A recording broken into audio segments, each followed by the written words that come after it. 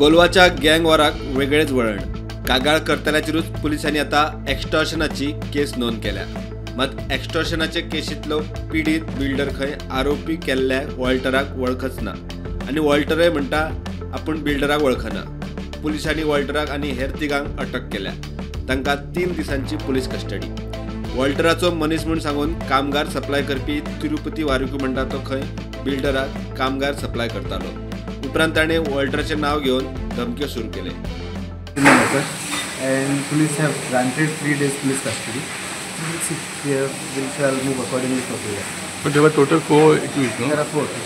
One of the accused is given by the criminal.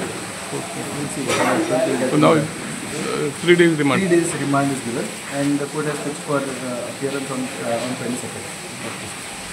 तू खंय वता भुरग्यांक केन्ना हार्ड वर्क करता ते जाणा म्हूण खंय बिल्डराक धमकी. बिल्डरा कडच्यान 2 कोटी आनी कमी प्रेसान विला आनी फ्लॅट नावार करपाक सांगले म्हूण कागाळीत बरयला. मजगती कोलवा गँग वॉर प्रकरणात 18 जाणांक अटक केल्या. फरार आशिल्ल्या 3 पैकी 2 सोमारा ताब्यात घेतल्या.